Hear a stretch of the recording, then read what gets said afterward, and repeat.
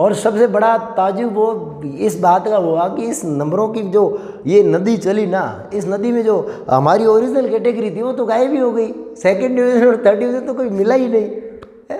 बड़ा मुश्किल से ढूंढने पर कई लोगों ने इस विरासत को बचाया। थोड़े से बचे कुछ लोग थे, उन्होंने इसको बचाने का भरपूर प्रयास किया। उनकी बदौलत हल्की हल्की सी जिंदा सांस बची इसमें, वरना तो गायब ही हो गई यार ये तो।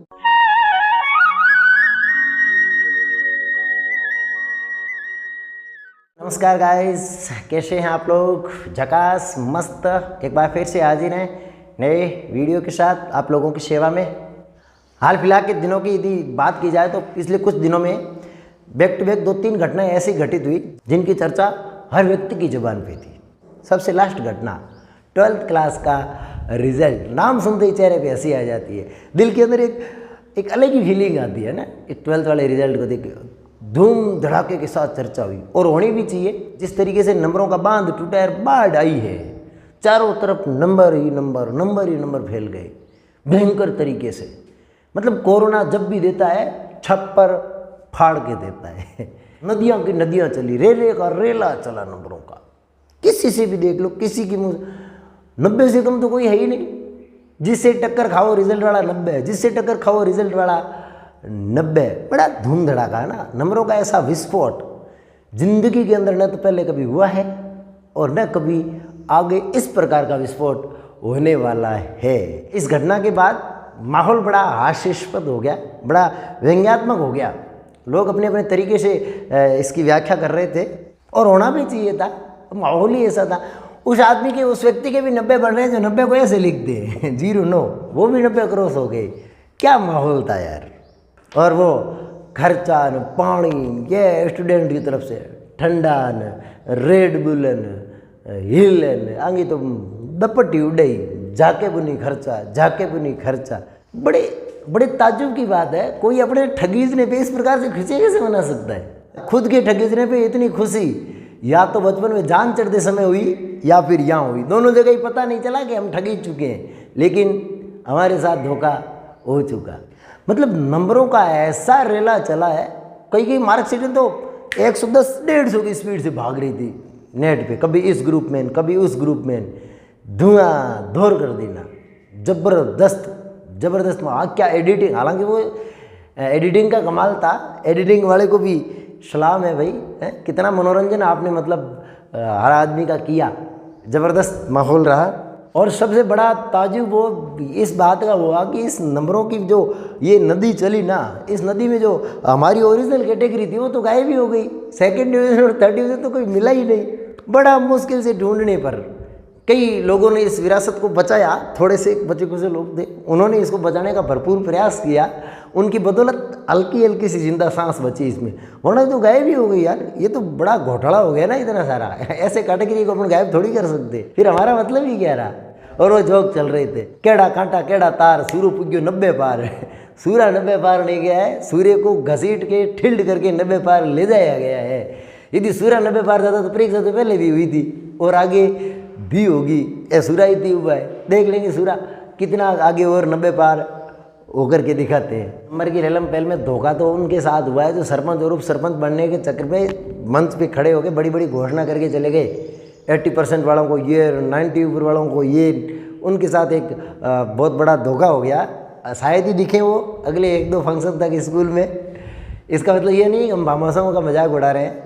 आई मीन ऐसे मेरे जैसे होते हैं ना घोषणा करने वाले, घोषणा करके सरक जाते हैं, वापस दिखते नहीं है, ईद का चांद हो जाते हैं। और ये तो वैसे ही ईद का चांद, ईद का ये तो ऐसा चांद होगा जो कभी आएगा ही नहीं वापस लौट करके। आप स्टूडेंट लोग थोड़ा ध्यान रखना, इस नंबर की चकाचौंध में कहीं कोटा और दिल्ली वाली बस मत पकड़ लेना, वरना वहाँ बकरी डिब्बे में आ जाएगी, है ना। भाड़ो तेल ही मत पड़ेला, घर निकले दुतरेला पुटाओं दे बड़े शर्म नारी आई।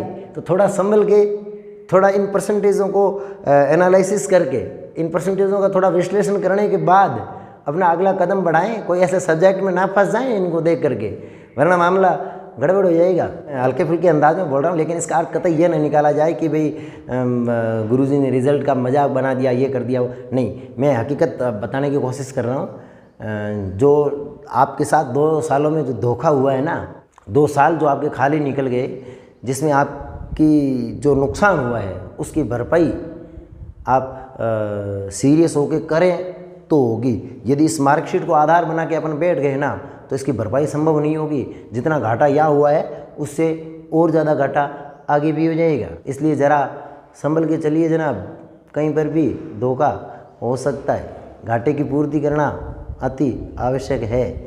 नेक्स्ट अपन बात करते हैं अगली घटना की। RAS का रिजल्ट।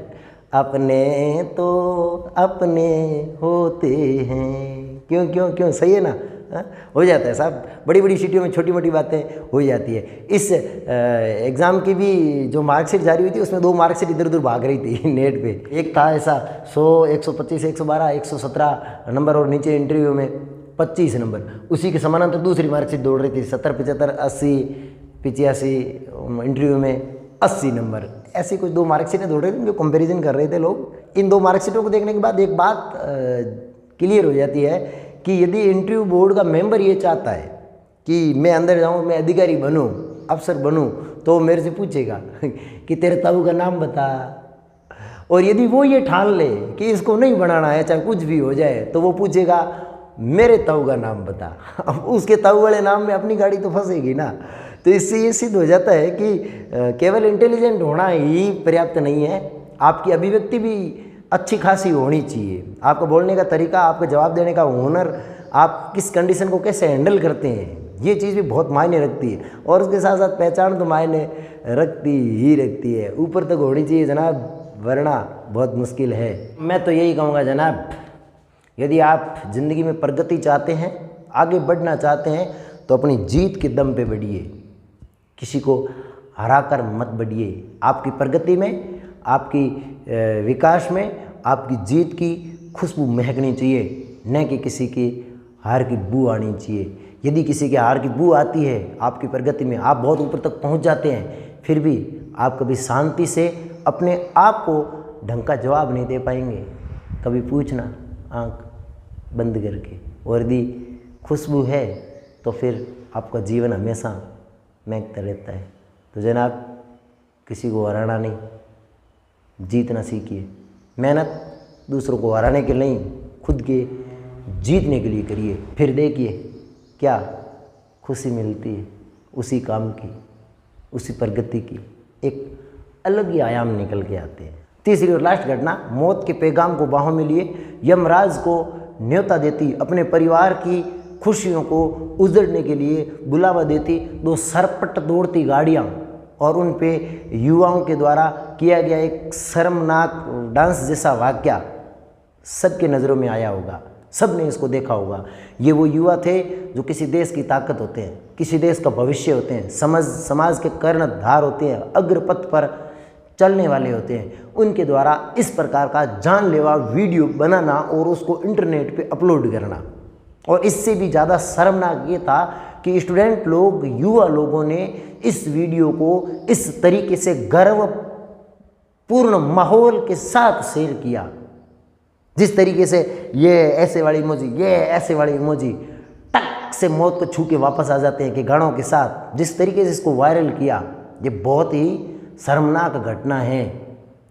क्या इस प्रकार के वीडियो किसी एक व्यक्ति को शोभा देते हैं?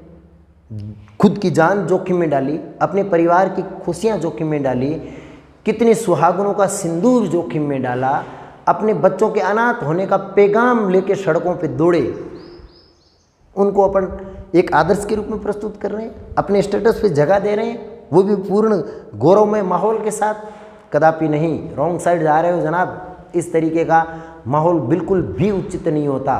क्या आपने कभी नहीं देखा कि किसी की अकाल मृत्यु हो जाने के बाद उसके घर का माहौल क्या होता है? उसकी बीवी जिंदगी भर के लिए अपाहिज होकर रह जाती है, माँ बाप बहन भाई की स्थिति ऐसी हो जाती है कि कई दिनों तक बेसुध होके पड़े रहते हैं, सर के बाल नोच लेते हैं, आंखों से खून बहता है, खून आंसू की जगह।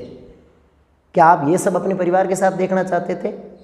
यदि नहीं, तो इस प्रकार की वीडियो बनाने से पहले आपको 1 लाख बार सोचना चाहिए था कि आपकी ज़िंदगी केवल आपके लिए नहीं है, आपकी ज़िंदगी के ऊपर इस संसार के अंदर कई लोगों का हक भी है। क्या आप अपनी माँ की गोद को उजाड़ना चाहते थे? क्या आप अपनी ही बीवी के सिंदूर को मिटाना चाहते थे? क्या आप अपने बच्चों को अनाथ करना चाहते थे कि वो जिंदगी भर के लिए भिक्षा मांगते हुए फिरे, दूसरे लोगों के सामने हाथ फैलाते हुए फिरे? क्या उन्हें अपाहिज करना चाहते थे? यदि नहीं तो फिर इस तरीके के वीडियो कभी किसी युवा को शोभा नहीं देते।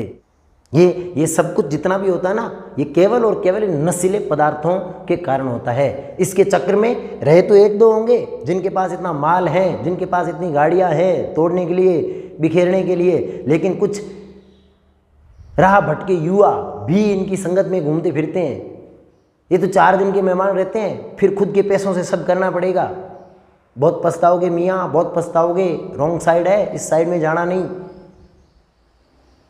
ये नशे के केवल इतने ही परिणाम नहीं निकलते, नशे के इससे भी बदतर परिणाम आते हैं। जब चारों तरफ से मिलना बंद हो जाएगा ना, खुद की जेब से करना शुरू करोगे ना, तब समझ में आएगा क्या हो रहा है।